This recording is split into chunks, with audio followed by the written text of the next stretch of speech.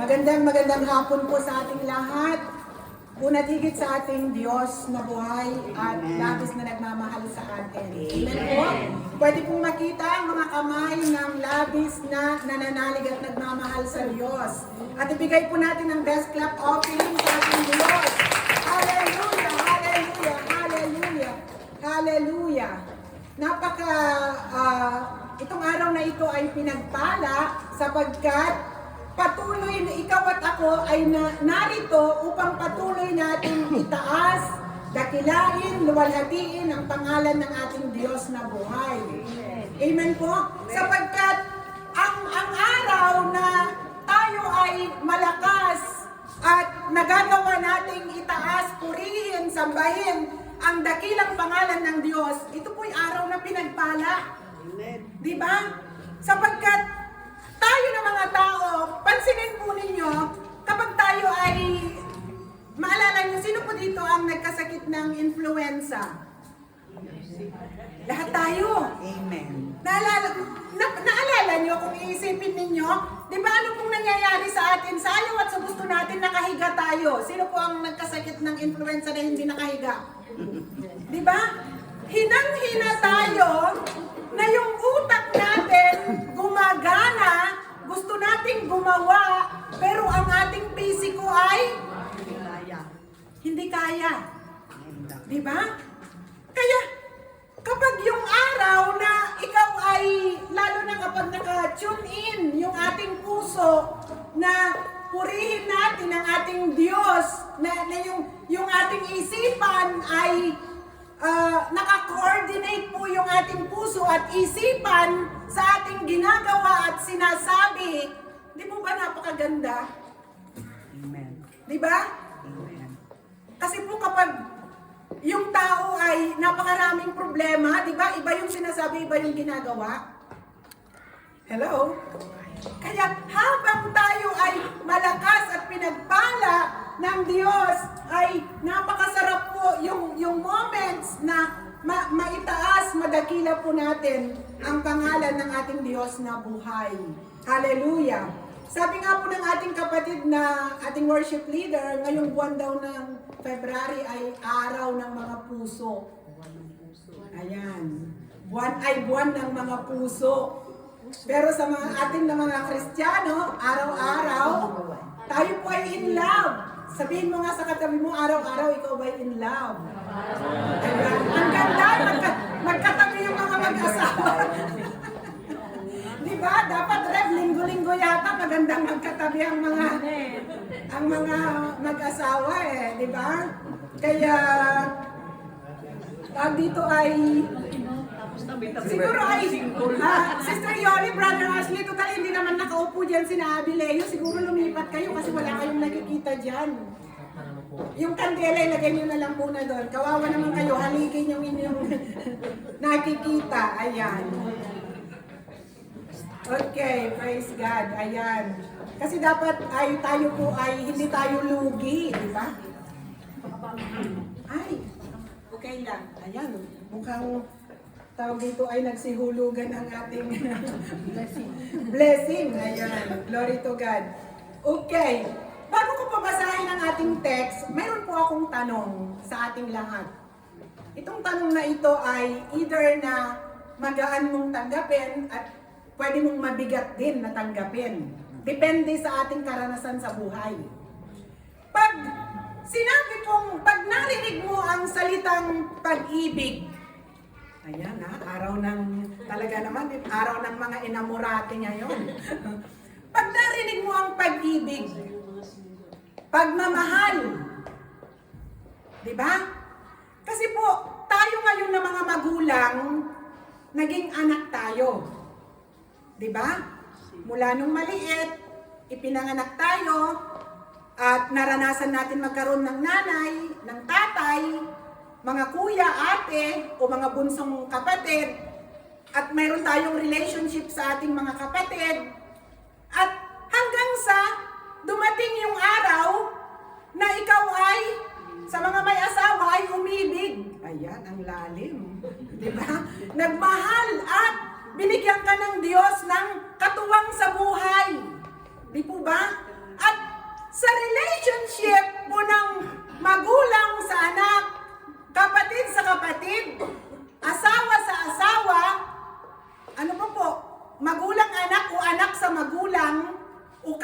kaibigan o mga tao na mahal mo sa buhay, pag narinig mo ang salitang pag-ibig at pagmamahal, ano ang unang pumapasok sa isip mo? Ayun ang tanong. Ikaw lang nakakaalam nun. Di ba? Depende sa ating karanasan. Di ba? Depende sa ating naranasan. Kasi po bakit ko po ito naitanong? Kasi po, mayroon pong mga ipinagbubuntis pa lang yung mga unwanted pregnancy na rejected na. So, ibig sabihin, mula pa lang sa sinapupunan ng kanyang nanay, hindi na siya mahal. So, mula nasa tiyan hanggang naipanganak, hindi niya naramdaman ang pagmamahal. Marahil, inaruga, pero pag hindi siya aarugahin, mayroon tayong batas na kapag ang anak mo hindi mo inaruga, pwede kang makulong. Pero, in a sake na ikaw ay arugain ng walang pagmamahal, di po ba mula pagkabata hanggang paglaki mo, di po ba hirap po tayo kung paano yung ating interpersonal relationship sa mga tao sapagkat sa ating kung ating pamilya na hindi natin naranasan ang totoong pagmamahal at pag-ibig ay hirap ka ngayon na makitungo dahil hindi po natin naranasan. Kaya kung papansinin po natin ay ito po yung unang tanong ko, pag narinig ang pag-ibig at pagmamahal, ano po yung unang pumapasok sa ating isipan? Ito ba'y malungkot, masaya, di po ba? At ang pangalawang tanong ko, ano kayang mundong ginagalawan natin kung walang pag-ibig? Casino. Di ba? Ano kaya? Isipin ninyo na nandun kayo sa supermerkado ay ang lahat ng mga tao doon ay walang pakialam. Di ba? So, ibig sabihin, ang mundo na ating ginagalawan, ibig sabihin, ang gulo. So, marahil kahit ikaw ay uuwi sa iyong pamilya na maayos, paglabas mo ay ang mundo ay napakagulo. Ibig sabihin ay ang ating ginagalawan ay napakagulo, walang kapayapaan, at ang isipan natin ng mga tao ay magulo rin. Pero, ang mabuting balita, ang magandang balita, ikaw at ako ay bago po tayo nakakilala sa Diyos, ikaw at ako, tayo pong lahat, nakaranas po tayo ng mga pagkabigo, pag-iyak, nakaranas po tayo na tayo inapi, hindi minahal, niloko, lahat naranasan natin. Tanungin mo ang katabi mo, naranasan mo din ba yon? Di ba? Amen daw, sabi ni Brother Maymay, di ba? Naranasan natin lahat yun. Di ba? Pero, ang karanasang iyon na ipinaranas sa atin ng Diyos, na inalaw ng Diyos sa atin, mas magiging thankful tayo kung anong buhay tayo mayroon ngayon dahil may pagbabago. Amen. Di ba? May pagbabago. Kasi nga, ay kung iisipin po natin, kasi sabi po ni Reb kahapon sa seminar, ang relationship, hindi lang dapat na kapag nag-asawa ka, ikaw ay mag-aspire na ikaw ay mahalin. Kasi kung one-way process lang, ikaw lang nang ikaw ang minamahal, aba magsasawa naman yung magmamahal sa'yo. Di ba? Pero, kung ikaw ay mag-aasawa, tingnan nyo po, isipin ninyo, ako'y mag-aasawa kasi I want to express my love. Di ba magkaiba po yun? Hindi po yung ako'y mag-aasawa kasi para may magmahal sa akin, para may mag-asikaso sa akin, para may magluto sa akin ng aking paborito. Eh paano kung hindi ka na nilutuan? Di ba? Hindi mo na siya mamahalin. Di ba? Kaya, dapat kung ang isipan natin ng mga tao ay mag-aasawa ako kasi I want to express my love. E paano kung yung napangasawa mo, yun din ang gusto? So ano pong mangyayari? pareho kayo, gusto nyong i-express ang pagmamahal nyo sa isa't isa. Sikuhin nga ang asaong magkatabing mag-asawa, ganun ka rin ba? Gusto mo rin i-express ang pagmamahal mo sa akin at saka yung mga tayo pong lahat na narito? Di po ba? So, ganun din po kasi, bakit ko po nasabi yun? Kasi tignan nyo po, ano man ang nakaranasan mo at karanasan ko, nung nakakilala po tayo sa Diyos, ay nagkaroon po ng pagbabago. Di ba? Nagkaroon tayo ng fresh start. Ano mang edad tayo na born again. Amen. Kung bata ka o may edad ka na o anumang edad tayo na born again, nagkaroon po tayo ng fresh start at binura ng Diyos ang lahat ng mga kabiguan natin, mga sakit na naranasan natin sapagkat sumasa atin ngayon ang pag-ibig ng Diyos. Amen. Kasi isipin ninyo ano pong sabi sa John 3:16, gayon na lamang ang pag-ibig ng Diyos sa sanlibutan. Binigay niya ang kanyang bugtong na anak, ang sino mang sumampalataya ay hindi mapahamak bagkus magkaroon ng buhay na walang hanggan. Ano po ang root word doon? Pag-ibig. Dahil minahal tayo ng Diyos, kaya namatay ang Panginoong Hesus sa krus ng Kalbaryo, ikaw at ako ay in-express ng Lord ang kanyang pagmamahal. Pero hindi po huminto doon. Hindi lamang in-express ng Diyos ang kanyang pagmamahal sapagkat ang unang utos, ano pong unang utos? Mahalin mo ang Diyos ng buong lakas, buong puso, buong pag-iisip. So ibig sabihin, even po tayo, ang tao at ang relationship sa Diyos, it's a two-way process. Mahal tayo ng Diyos, but we need to learn to love more ang Diyos. Hindi po yung lalapit tayo sa Diyos sapagkat we need something. Hindi po maganda na, halimbawa si Sister Rosel, ini-express niya ang pagmamahal niya kay Brother Jerry kasi yung inaasam-asam ni Sister Rosel na ang tagal na niyang gusto, ipinangako ni Brother Jerry na bibilhin. Diba? So yung moment na yon, halimbawa nangako si Brother Jerry kasi diamante ang bibilhin.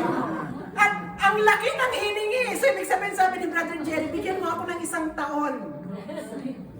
Alam mo, isang taon na ba si Sister Rosel ay talagang pinapakita ang pagmamahal kay Brother Jerry. Eh after 1 year, wala na.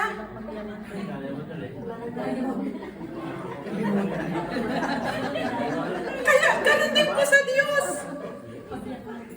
So makita po natin at noon tayo na nasaktan, broken-hearted, ang ating buhay ay walang direction, hindi natin alam paano magmahal, ay nagkaroon po ng direction sapagkat nang tinanggap natin ng Panginoon ang Diyos sa ating mga buhay, ang tinanggap natin ay pag-ibig.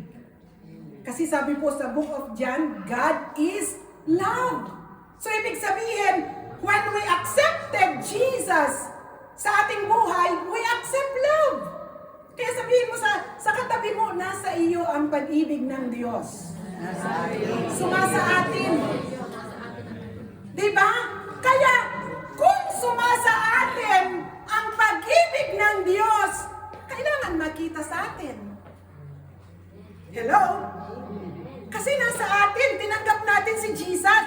Sapagkat sabi ng Biblia, God is love. So, sumasa atin, nasa atin ang pag-ibig ng Diyos. At mula nang tinanggap natin ang Diyos bilang Diyos at sariling tagapagligtas, ang buhay natin ay nabago. Diba? Nabago. Kasi sabi po ng Biblia na gaano mang kalaki, karumi ang ating kasalanan, tayo ay nilinis ng banal na dugo ng Panginoong Hesus at ang ating kasalanan itinapon na ng Diyos sa pusod ng dagat, ito ay kinalimutan na niya. At ikaw at ako ngayon, tayo po'y napaka-precious sa harapan ng Diyos sapagkat ng araw na tinanggap natin ang Diyos bilang Diyos at sariling tagapagligtas, tayo po'y inari niyang anak. Sapagkat sabi po ng John 1:12, ang lahat ng tumanggap sa Kanya, binigyan ng karapatan na maging anak ng Diyos. So bilang anak ng Diyos, ikaw at ako ay napakaraming benefits na kailangan nating i-enjoy sa ating mga buhay. At kung kinalimutan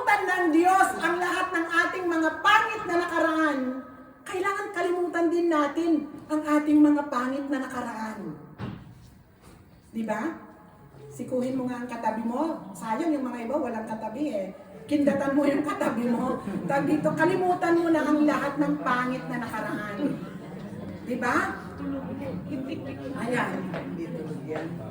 Nakikinig lang po yan. Kaya lang walang katabi, kaya walang gigising sa kanya kung makatulog. Kaya, di po ba napakaganda, nakalimutan? Kasi po, hanggat inaalala mo, hindi ka makakalaya. Kaya napakasarap po na magkaroon po tayo ng fresh start sa Diyos, na tayo ay mamuhay ng may pag-ibig. Ano man ang ating harapin sa buhay, ay hindi po tayo susuko. Kaya po, ang araw na ito, nais ko pong dalhin sa ating kalagitnaan na nilagyan ko po ng title, Love That Never Gives Up. Ulitin po natin. Love that never gives up. Hindi po sumusuko. Ibig sabihin, anumang pagsubok ang harapin, hindi sumusuko. Sapagkat hindi ka nag-iisa, sapagkat nang tinanggap mo ang Diyos, kasama mo na ang Diyos. Yun po yung magandang balita doon. Na iwanan ka man ng mga tao na inaasahan mo, pero ang Diyos kailanman hindi kanya iiwan. Yun po yun, di ba napakasarap? Kahit saan ka maglakad, pumunta ka sa bundok, lumangoy ka sa dagat, o saan ka man pumunta ka sa disyerto, hindi ka nag-iisa, kausap mo ang Diyos.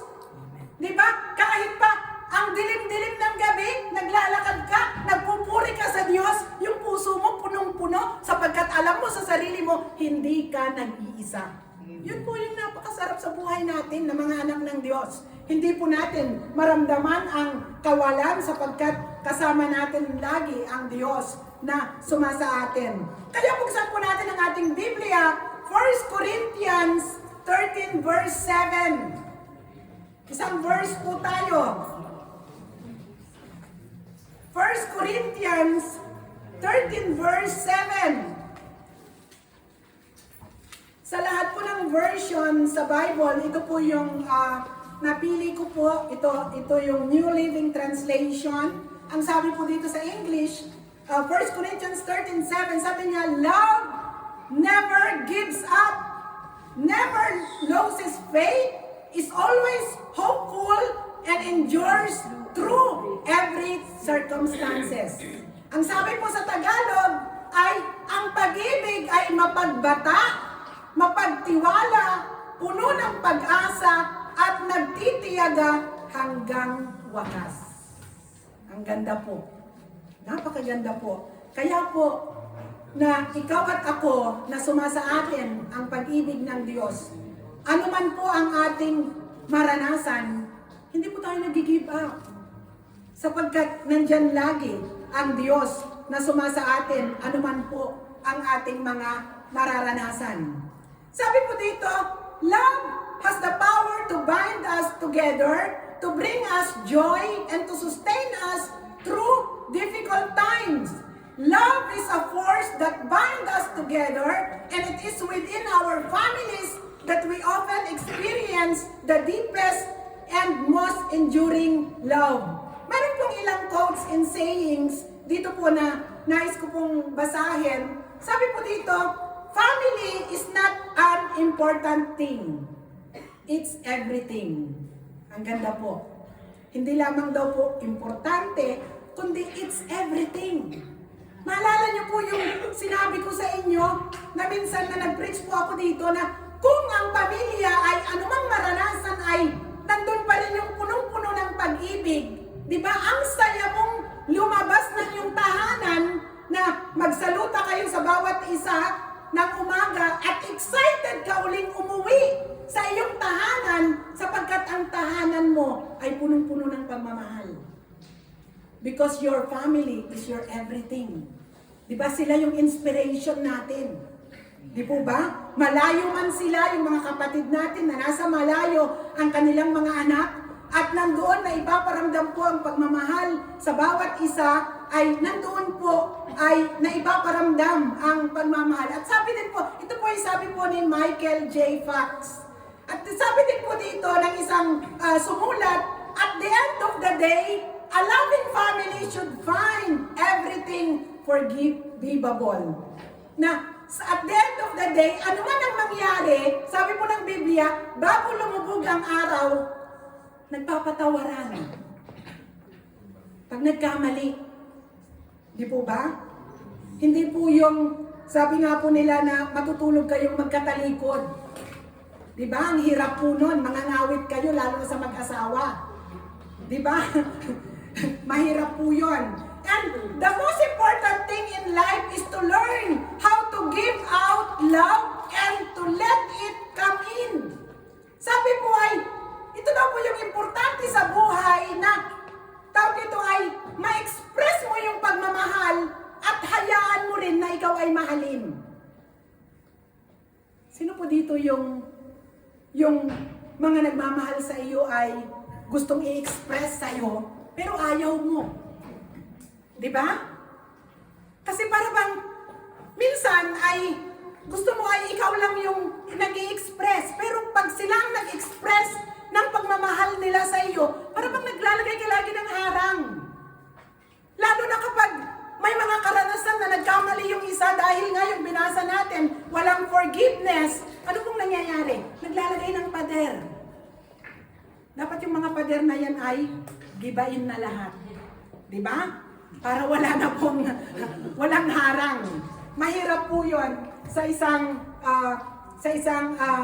pamilya. At sabi po sa 1 Corinthians 13:4, yung sinabi po kahapon, love is patient, love is kind, it does not envy, it does not boast, it does not proud. Ito po yung sabi sa 1 Corinthians 13 verse 4. Kaya balik po tayo sa ating binasa. Sabi po dito, the love that never gives up, the love that God has for us, the love that we are called to have for one another, the love that can overcome any obstacle, any challenge, any hardship, the love that can heal any wounds, restore any relationship, and transform any life.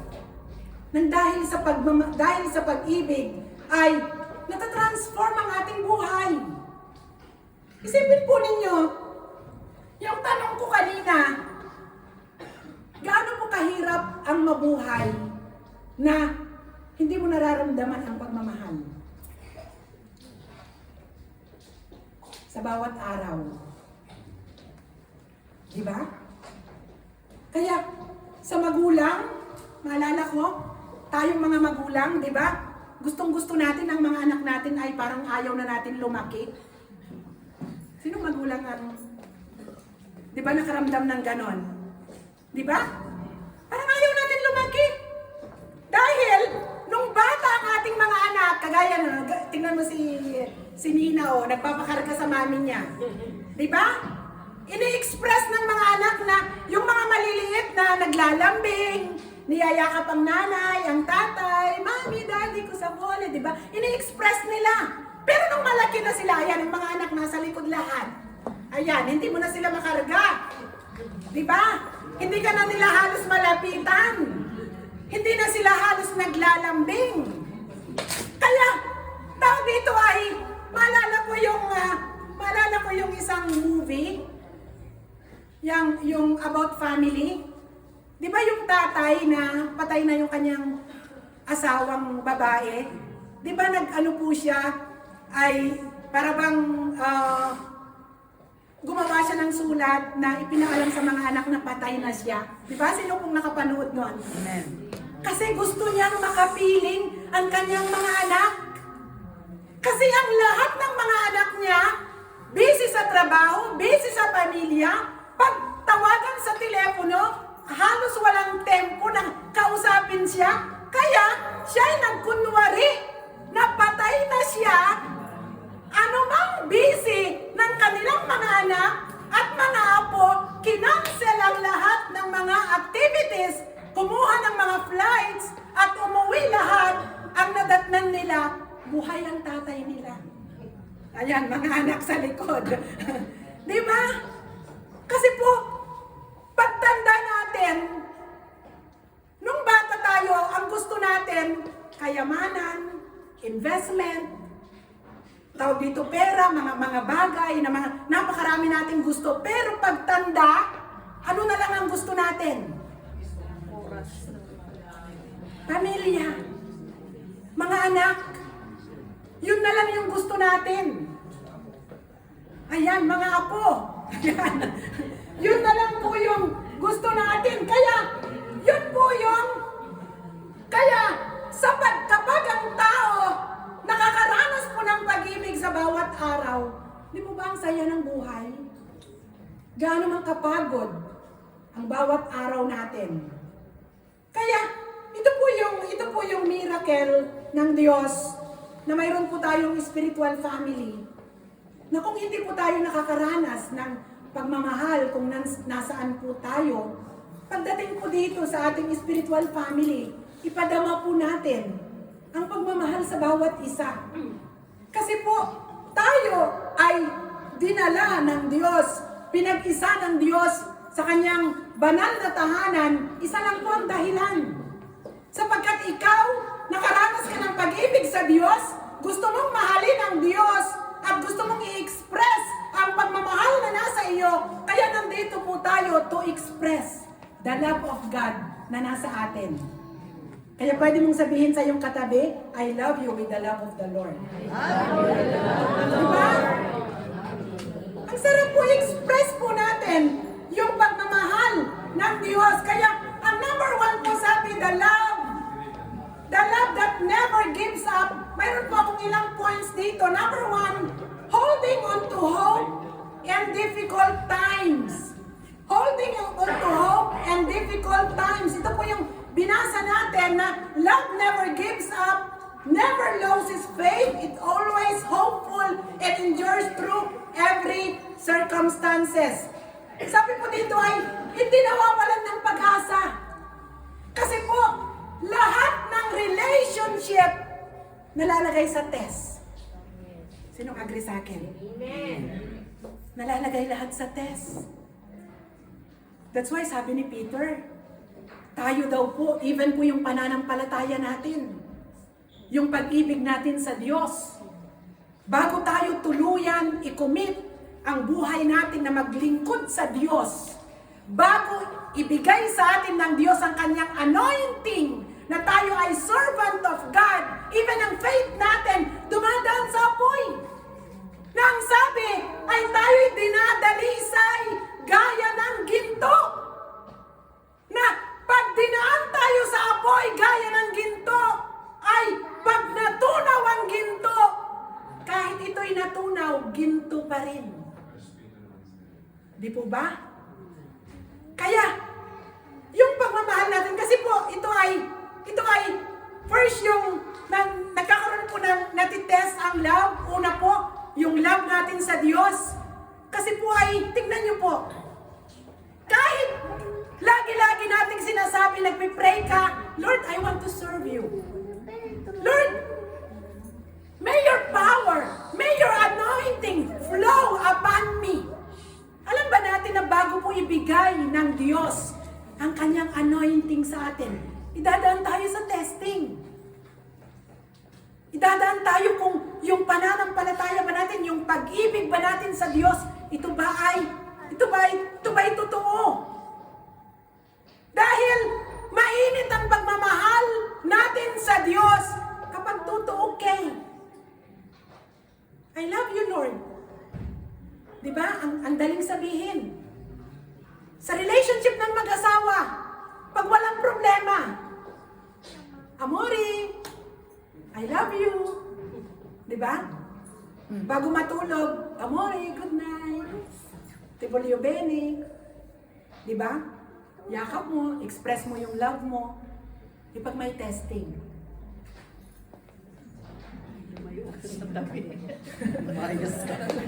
Pag may testing.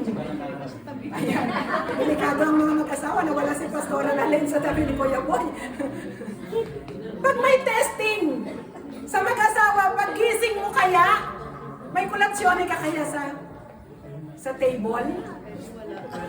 Sa bar. Diba? Mayroon kaya yung sinasabi ni Rab kahapon na yung mainit na Mainit na cappuccino. O baka malamig na. Malamig na yung cappuccino na nandun sa table. O kaya sa relationship ng magnanay, sa magkapatid. Kasi hindi lamang po ito sa relationship sa Lord and between us, sa mag-asawa. Relationship magulang, sa anak, sa magkapatid. Pag nagkaroon ng testing sa bawat relationship, anong nangyayari? Walang bumili ng pandesal. Walang bumibili ng pandesal. Aba, mukhang nasa Pilipinas si Ate Evelyn. Walang bibili ng pandesal. Kasi gusto ay hot pandesal. Di po ba? Mainit na kape. Kaya, doon po ay, sabi po dito ay yung binasa natin sa 1 Corinthians 13:7, love never gives up. Hindi sumusuko. Na kung saan, kahit may problema sa relationship, kung ano yung dating ginagawa mo, gawin mo pa rin. Halimbawa, nagtampo ka lang ba?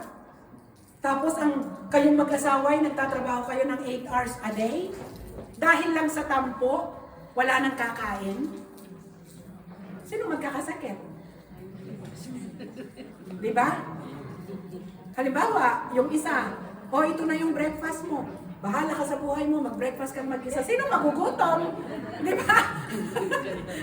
Sino magugutom? Di yung nagsabi ng bahala ka sa buhay mo.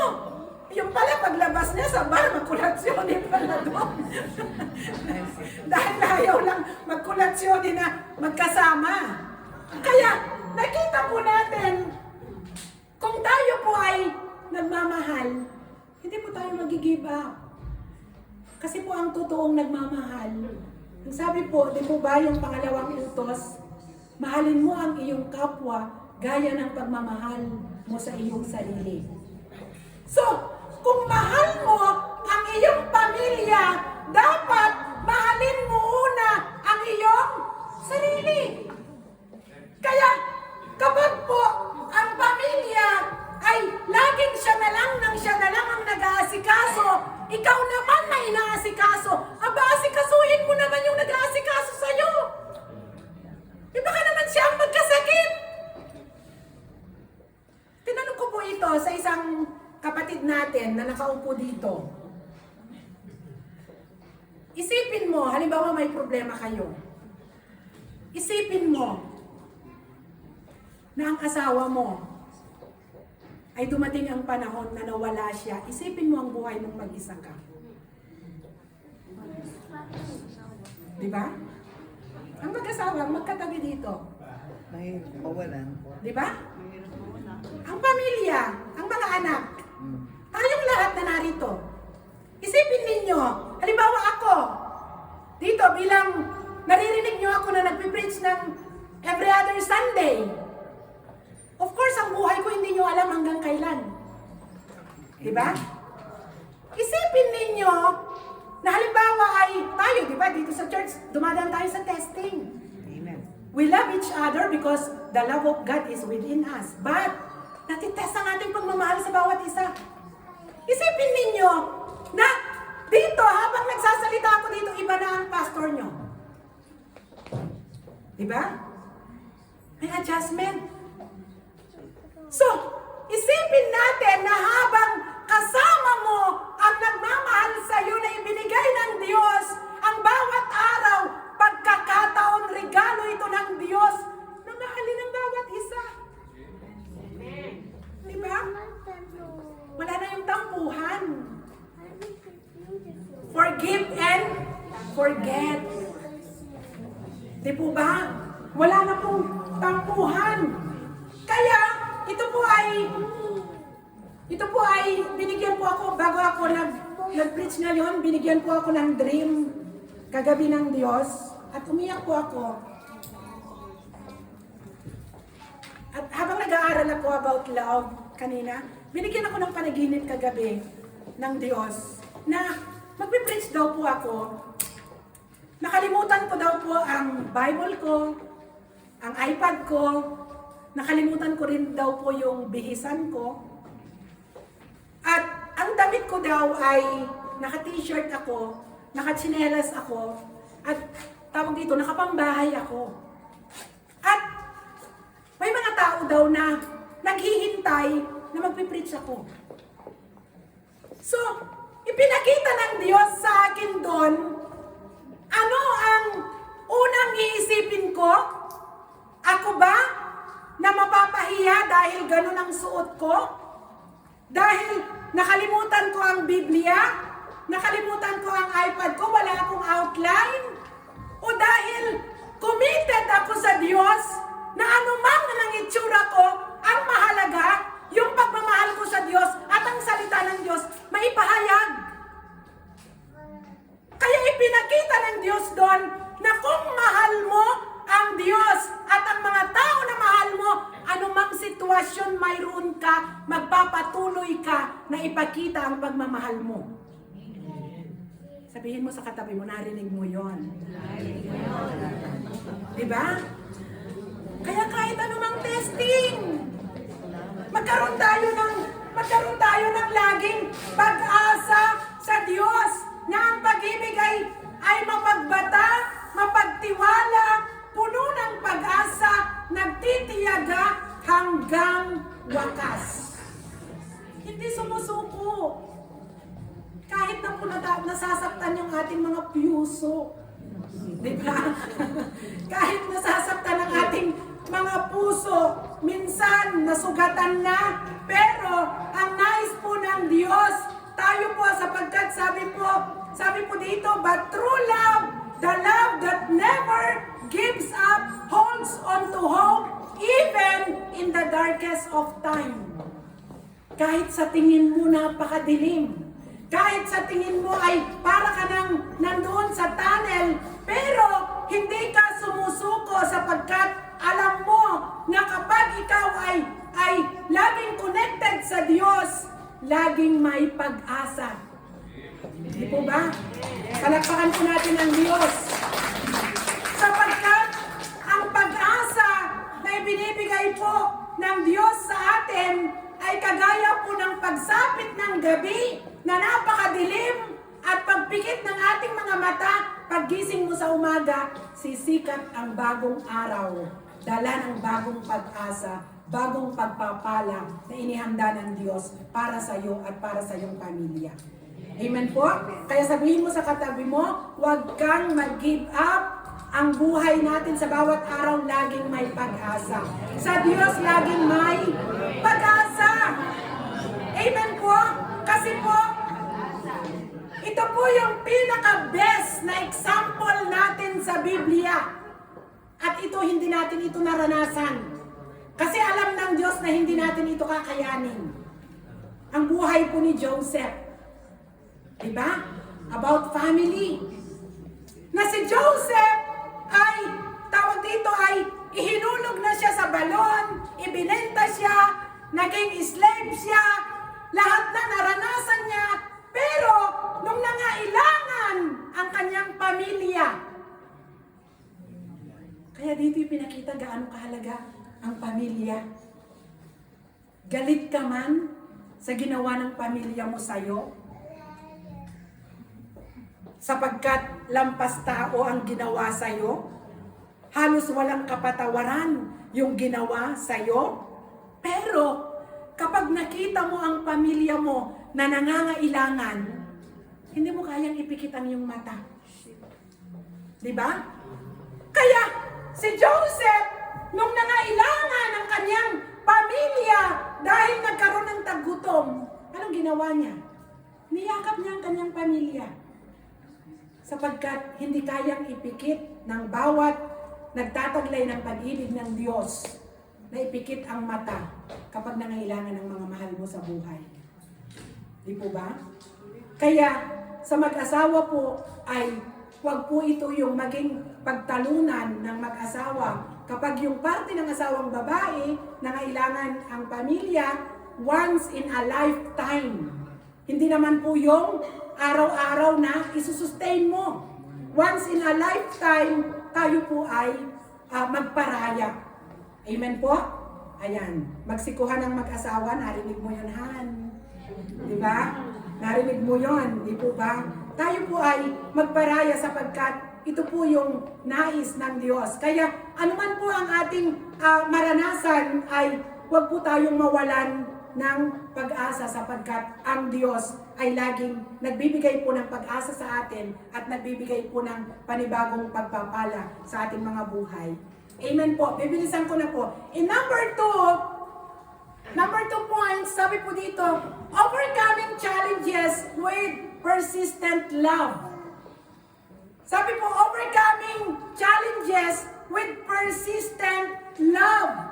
Ano ba yung persistent sa Tagalog? Ayan, yung mga magaling sa translation. Ano ba ang persistent love sa Tagalog? Ayan. Pag sinabi pong, yung persistence ay, di po ba yung laging, tawag dito, hindi sumusuko, laging nagpupursigi. Ano man ang nararanasan, ano man ang nai-encounter, ano man ang nangyayari, hindi sumusuko. Lagi pa rin nagmamahal. Kasi po, kung ikaw ay isinuko mo ang buhay mo sa Diyos at alam mo ang mga pangako ng Diyos, pinangahawakan mo at laging hindi ka nawawalan ng pag-asa at ikaw ay connected sa iyo at sumasa iyo ang pag-ibig ng Diyos, of course, ang Diyos isusustain ka niya sa bawat araw. Ito po yung mabuting balita sapagkat sabi po ng Isaiah 40:31, sabi po, ngunit muling lumalakas at sumisigla ang nagtitiwala kay Yahweh. Lilipad silang tulad ng mga agila, sila'y tatakbo ngunit hindi mapapagod, sila'y lalakad ngunit hindi manghihina. Ito po yung magandang balita sa Diyos. Di po ba? Halimbawa, na-test yung love, yung relationship, may pagsubok, at pagdating ng araw, ikaw ay napapagod, nanghihina, ikaw ay naranasan mo na lahat. Pero ang mabuting balita, ang sabi po ng Isaiah, ano po ang sabi? Tayo daw ay lumalakas, sumisigla, at kahit tayo'y tatakbo ng tatakbo, hindi tayo napapagod kahit lakad ng lakad, hindi tayo nanghihina sapagkat may Diyos na nagpapalakas sa atin. Amen. Amen po. Bigyan nga po natin ng palakpak ang ating Diyos. Diba? Ito po yung mabuting balita kasi tayong lahat nakakaranas ng panghihina. Sino po hindi nakakaranas dito? Physical, emotional, mental, spiritual, nakakaranas po tayo. Pero, ang mabuting balita sapagkat ang Diyos ay tapat sa kanyang mga pangako, kapag tayo ay laging connected sa Diyos, sinusustain po niya tayo. Ito po yung mabuting balita. Hindi ka magtaka, paggising mo ng umaga, mag-pray ka sa gabi, pagod na pagod ka, minsan may lakrimi ang mata mo, paggising mo ng umaga, para kang full charge. Sino nakaramdam nun? Diba? Para kang full charge na parang yung naranasan mo kahapon ay dinaanan mo lang yon at paggising mo ng umaga, aba, bless na bless ka. Ramdam mo physical strength, emotional strength, mentally, spiritually, ay sinustain ka ng Diyos sapagkat ang mabuting balita, habang natutulog ka, pinagpapala ka ng Diyos. Amen. Ang sarap po nun. Sinusustain tayo ng Diyos. Hindi niya tayo pinababayaan. Kaya hindi ka magtaka kahit anong maranasan mo dahil mahal na mahal ka ng Diyos ay sinusustain ka ng Panginoon ay hindi ka sumuko. Diba? Hindi ka sumuko. Kasi sinustain ka ng Diyos na kung saan, kung ano man yung pagkatawag mo na akala mo hindi mo kaya, pero yung sustainment, yung blessing ng Lord na ibibigay sa'yo, mas malaki. Kaya, kung nanghihingi ka sa Diyos, halimbawa gusto mong maglingkod, nanghihingi ka sa Lord ng sustainment, ng anointing, pero kung yung assignment mo na na tawag dito ibinigay ng Lord ay, tawag dito ay, halimbawa maliit, ibig sabihin, ang sustainment ng Diyos sa atin, yun lang din. Pero kung malaki ang pinagagawa ng Diyos sa'yo, sino po example natin dito? Si Ate Neng. Ayan, pwede natin sabihin na si Ate Neng ay superwoman, Wonder Woman, because of God, not because of her. Diba? Ilan sa inyo ang tumatawag sa Kanya? Glory to God. Diba? Hindi lahat kayang gawin ang ginagawa ni Ate Neng. Nagtatrabaho ilang oras? Nagbi-business? Of course, nandyan din si Pat. Baka nagsiselos na si Pat. Mama, kausapin mo naman ako. Di ba? Mama, ang kiyo. May problema din ako, Mama. Di ba? Pero, kung gaano kalaki ang pinagagawa ng Diyos sa atin, tinawag kang maglingkod, pastor, worship leader, counselor, teacher, ang sustainment ng Diyos, kung anong ginagawa mo, yun din ang ibibigay ng Diyos sa'yo. Kaya glory to God, sa buhay ni Ate Neng, sinusustain siya ng Diyos. Kaya pagtatawag si Sister Milet, Ate Neng, ayan, magmesadyo muna si Sister Milet, yan. Ate Neng, pwede ka bang disturbuhin, di ba? Pwede ka bang disturbuhin? Gaya ng mga ibang kapatiran, halimbawa ako, kagaya ng laboro ko, ay pag-enter ko ng laboro ko, hindi ako pwedeng mag-counseling. Kaya yan, may magtitext sa akin. Sabi niya, Pastora, anong oras ang labas mo sa trabaho? Di ba? At doon ay sasabihin ng kapatid, ng ating mga kapamilya, Pastora, alam ko, susunduin mo si Gian. Pag nakarest ka na, Pastora, mag-usap tayo. Di ba? Ibig sabihin, nandun yung consideration. Di ba? Of course, hindi ka naman makakapag-counsel kapag ikaw ay pagod na pagod. Hindi mo naman naiintindihan yung sinasabi ng kausap mo. Di ba? Kaya doon, sa paggawa natin ng mga ganong bagay, nandun po yung compassion natin sa isa't isa. Di ba? Kaya glory to God, sabihin mo sa iyong katabi, glory to God, ikaw amore, at kung sino man ang katabi mo, ang sustainment ng Lord sa iyo ay hindi nagkukulang. Diba? Hindi nagkukulang. Kaya nagtataka tayo, nagugulat tayo, diba? Paano ko yan nagawa? Halimbawa, si Sister Venus, first time niyang magpakanta ng linggo. Paano ko yan nagawa? Diba? Hindi naman ako dating kumakanta ng ganun. Paano ko nagawa? Kasi sinusustain siya ng Lord, sinusustain tayo ng Diyos. Kaya halimbawa, lagi nating niloloko si Brother Marlon, diba? Sabi nila ay tatayo dito. Huwag kang maghalala bro, isusustain ka ni Lord. Diba? Palakpakan natin ng Diyos. Si Brother Jimmy sa likod, lagi natin sinasabi, kung yung 2023 nakatakas ka ba, 2024 hindi ka na makatatakas. Diba? At sa buhay ni Brother Jimmy, susustain na tayong lahat na nandito, gaya ng agila, lilipad ng lilipad, tatakbo ng tatakbo, lalakad ng lalakad, hindi mapapagod sapagkat isusupply ng Diyos ang ating pangangailangan. Palakpakan po natin ng Diyos. Ayan, bibilisan ko na po. Kaya, ang nagmamahal po, kailanman hindi sumusuko. Kung mahal natin ang Diyos, dahil naglilingkod tayo sa Diyos, kailanman hindi tayo susuko, isusustain tayo ng Diyos. We are like an eagle. Tayo ay hindi mapapagod sapagkat ang Diyos isusustain po niya tayo. Amen po? Amen. Ang susi lang natin sa paggawa ay love. Pagmamahal sa ating pamilya, sa ating trabaho, at sa ministeryo, at sa paglilingkod sa Lord. Love lang po ang ating puhunan sa ating ginagawa. So number 3 po, love's power to break through barriers. Ayan. Sabi ko kanina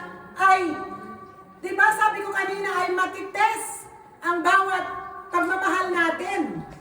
At ang number 3 po ay, sabi po dito, love's power to break through barriers. Hindi natin namamalayan sa mga nangyayari sa ating mga buhay. Sa relationship, magkapatid sa pananampalataya, mag-asawa, nanay, tatay, tatay, anak, dahil sa mga masasakit na pangyayari sa ating buhay, hindi natin namamalayan, nagkakaroon po ng pader. Di po ba? Nagkakaroon ng pader. At itong pader na ito ay kapag po ay nasaktan tayo, di po ba ano pong nangyayari pag walang forgiveness? Kaya napakahalaga po yung nasaktan ka, mag-forgive ka. Nasaktan ka, mag-forgive ka. Tawag dito, ipakita lang ang pagmamahal. Pero kung walang forgiveness, tingnan niyo po itong demonstration na ito. Nasaktan ka, isang hollow block. Di ba? Isipin niyo yung hollow block. Nasaktan ka uli, isang hollow block uli. Nasaktan ka uli, isang hollow block uli. Hanggang sa kung wala kang pagpapatawad, yung hollow block na yon, lampas tao na. At kahit magkasama kayo sa bahay, wala kang nakikita. O kaya kinakausap mo, walang feelings. Paano yung nag-uusap ng walang feelings? Buongiorno. Tapos, punta na sa banyo. Di ba? Kasi kasama mo sa bahay, alam nga namang hindi kayo mag-usap. Di ba? Nag-espesa ka na? Oo. Malamig. Di ba? Parang yelo. Naranasan nyo yun, mga mag-asawa. Naranasan nyo yung parang yelo. Di ba? Kumain ka na, nagluto ako ng paborito mo. Hindi pa ako gutom. Mauna ka na. Di ba? Yung mga familiar ba yung mga salitang iyon? Even sa magnanay, sa magkapatid. Di ba? Bumili ako ng Jollibee, may spaghetti pa. Di ba? Paborito mo, namimiss mo na yan. Di ba? Sabi, ilagay mo lang sa tabula. Mamaya na ako kakain. Pero kung walang pader, di ba? Tara, amore, mag-espesa tayo. Handa mo na ba yung listahan? Di ba holding hands pa yan? Di ba? Di ba holding hands yan? Ang magnanay, magkapatid sa pananampalataya, maglinis dito sa church, di ba? Nag-uusap, nakangiti. Walang pader! At doon ay, pagdating sa bahay, amore, tignan mo, bumili ako ng Jollibee. Aba, ilapag muna bago lumaib. Kain na tayo. Di ba ang saya? Di ba? Ano daw? May experience yata sila doon. Anong sabi? Nakaka-addict daw sa bar, makulatsyon. Nakaka-addict sa bar? Bakit Kuya Boy, di ba sa bar pag nagkukulatsyon ka, nilalagyan pa ng barista ng kore? Di ba? May sign pa yung cappuccino ng parang heart, di ba? Doon, di ba? Di ba ang saya? Kaya nakita natin, ito po, bago po natin tapusin ang message na ito. Ano ang gusto natin? Bawat hollow block ay isa pa lang, mag-forgive ka na para hindi tumaas. Di ba? Bawat hollow block, tawag dito ay bago mapatungan.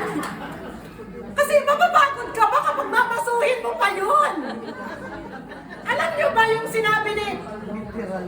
mo ba yung sinabi ni Brother Maymay na masuhin? Alam niyo kung anong illustration yun? No, alam niyo anong illustration? Kasi malaki na ang gap nun. Tatawag kay Rev, Pastora, kasi mamasuhin eh. Hahanapin ang roots bago ibigay ang forgiveness. Ayan, magka-counseling yan. Ano ang umpisa? Anong naging umpisa? Bakit nagkaroon ng gap? Ayan. Rev, kasi hindi na kami nag-uusap, isang taon na. Diba? Ayan. Hanggang sa ika-counseling, habang nagka-counseling, iyak sila lagi, iyak si babae. Naalis isa-isang hollow block, minamaso. Diba? Minamaso yun, pero matagal na proseso yon. Kaya, tayo po, kailangan para walang gap, ay, anong nangyari? Mag-forgive po tayo. Huwag tayo maglagay ng barrier. Huwag din nating isipin na tayo mas magaling, mas maayos, mas blessed, mas anointed, mas matalino. Kasi kung pag sinabi natin na mas ako, naglalagay tayo ng barrier. Ako'y mas marunong sa'yo. Ako'y mas maganda ang boses ko sa'yo. Ako'y worship leader, ikaw back up lang. Diba? Lalagay mo lagi pedestal na ikaw ay mas. So nagkakaroon ka lagi ng barrier na kung saan ikaw ay laging primo at sila'y sekundo lang. Pero kung ilalagay natin lagi ang sarili natin na tawag dito, ikaw ay mas marunong. Ikaw ay mas ka sa akin. Di ba ikaw ay mababa? Even sa yung mag-asawa, pag sinabi mo na, amore, mas matalino naman ako sa iyo, ako na lang hahawak ng pera natin. Eh ngayon sabi naman ng isa, sige amore, nagtiwala naman. Pagdating sa kondo kuryente, Zero. wala na yung pera. Saan mo nilagay ang pera? Sabi mo, mas marunong ka sa akin. Di ba nagtiwala naman? Anong nangyari? Sira ang relationship. Kaya po, para walang gap, pag hindi marunong ang iyong asawa, turuan mo. Kasi hindi mo masasabi na, hindi mo alam sinong kukuhanin ng Lord una sa mag-asawa. Di ba? Halimbawa, sa church natin, umaasa tayo lahat kay Reb. Reb! Sira yung kurtina, Reb! Sira yung Reb, lahat! Alam ba natin hanggang kailan ang buhay ni Reb? Kasi we need to accept ang katotohanan. Bata, matanda, o sino man sa atin, ang buhay ng bawat isa walang nakakaalam ng bukas. Tomorrow is the promise. Kaya sikuhin mo ang katabi mo habang may pagkakataon pa, mahalin mo ang mga mahal mo sa buhay. Palakpakan mo natin ang Diyos. Huwag tayong maglagay ng barrier, huwag tayong maglagay ng pagitan. Nakita natin ang example ng Panginoong Jesus na hindi siya naglagay ng barrier sa kanyang pagmamahal. Ang mga tao, yung mga babaeng dinurugo, sila ay outcast ng community, nilabas sila dahil sila ay considered na marumi. Amen. Pero ang Panginoong Jesus, nakasalubong niya sila. Hinawakan niya sila, pinangalangin, gumaling sila. Nilalayuan sila ng tao, pero sa Diyos, sa Kanya walang barrier.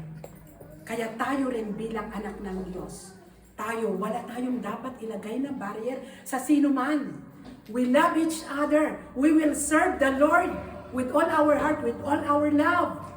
Kaya dito ko nakita, alam niyo, umiyak ako sa Lord eh. Kasi, ito alam niyo, pahalagahan natin itong family natin, ating spiritual family. Mahalin natin ang bawat isa.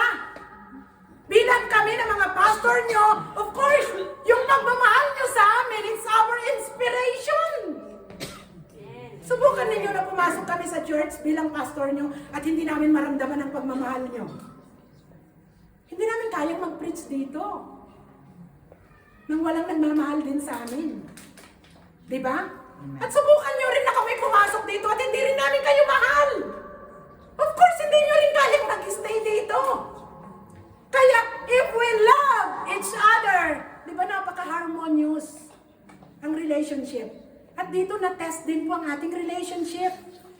Nagkaroon dito ng mga problems sa ating pero nanaig ang pag-ibig ng Diyos at pag-ibig ng bawat isa.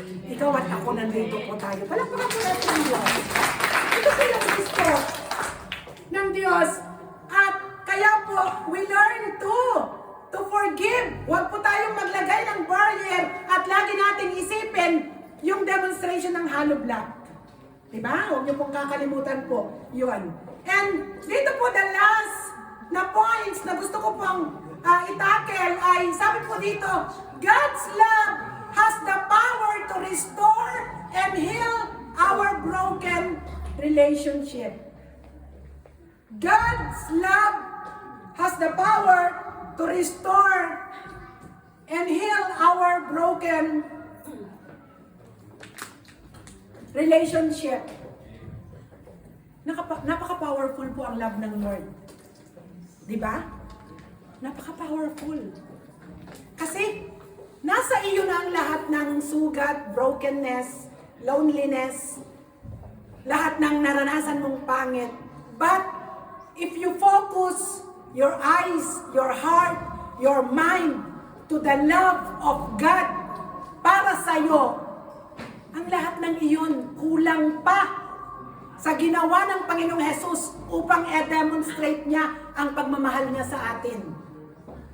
Kaya, ang pagmamahal ng Diyos sa atin ay makapangyarihan na lahat po ng mga yung broken heart po natin, ito po i-heal po niya. Kaya that's why nagkakandak tayo ng inner healing.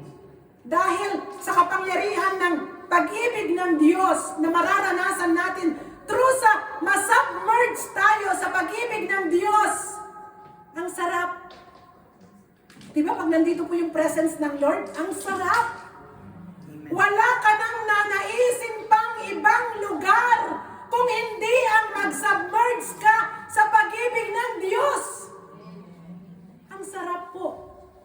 Kaya, kapag i-focus mo yung lahat ng attention mo sa pag-ibig ng Diyos, lahat ng nasa heart mo, ihihil ito ng Diyos. Ito po yung example po ng prodigal son. Tayo po ay kagaya po ng prodigal son. Lagi tayong nagkakamali. Ang bawat relationship ay pagkakamali. Pero, kagaya ng prodigal son, ay na-acknowledge niya na nagkamali siya. Nagkulang siya. Anong ginawa po ng prodigal son? Diba, nag-isip siya, nagkamali ako. Nagkulang ako. Sa tatay ko. Kinuha ko ang mana ko, winaldas ko. Walang-wala na ako. At isa lang ang makakatulong sa akin. Babalik ako sa aking ama. At hihingi ako ng tawad. Kahit ang ipakain sa akin, pagkain na lang ng katulong. Okay na sa akin, magpapakumbaba ako. So lahat po ng relationship, mag-asawa, magkapatid o anumang conflict sa buhay, kung ang puso natin, kagaya ng prodigal son, may pagpapakumbaba ang nagkamali. Lahat ng relationship maaayos. Di po ba? Sa mag-asawa, magkatabi po ang mag-asawa. Nagkamali po ang babae o ang lalaki. Kung ang iyong asawa ba, haharap sa'yo, o kagaya ng prodigal son, pwedeng lumuhod siya sa iyo sa harapan mo at humingi ng tawad, nagkulang ako, amore, patawarin mo ako. Di po ba? Anong gagawin mo? Bibigyan mo siya ng chance. Di ba? Sapagkat tayo, lalo na tayo bilang mga sumasahati ng pag-ibig ng Diyos, ang mananaig sa atin, the love of God that never gives up, hindi sumusuko. Even us, kung may problema ka sa anak mo, huwag mong isuko ang anak mo. Nasa iyo ang pag-ibig ng Diyos. Kung ikaw ay anak, may problema ka sa magulang mo, huwag kang sumuko. Dahil sumasa iyo ang pag-ibig ng Diyos. Sapagkat, pag ikaw ay nagpakumbaba, and you let the love of God flow from your heart, lahat na madadaluyan ng pag-ibig na ito, mapagpapahala. Kaya tayo po magsilbing pagpapala saan man tayo nandun. Amen po? Kaya dapat sumaatin po ang pag-ibig ng Diyos na kailanman hindi po ito sumusuko. Kaya kagaya po ng prodigal son, pag tayo po ay nagkamali, tayo po ay magpakumbaba. Aminin natin, nagkamali ako. Halimbawa, paglapit natin, even po sa Diyos. Halimbawa, nanlamig tayo, nagkulang tayo, lumapit tayo sa Diyos, Lord, nagkulang ako, nagkamali ako, basta. Tama na, at doon, matatanggap po natin ang, tawag dito, ang forgiveness mula po sa Diyos. Kaya, huwag po natin kalimutan yung 4 points na yon na pinag-aralan natin.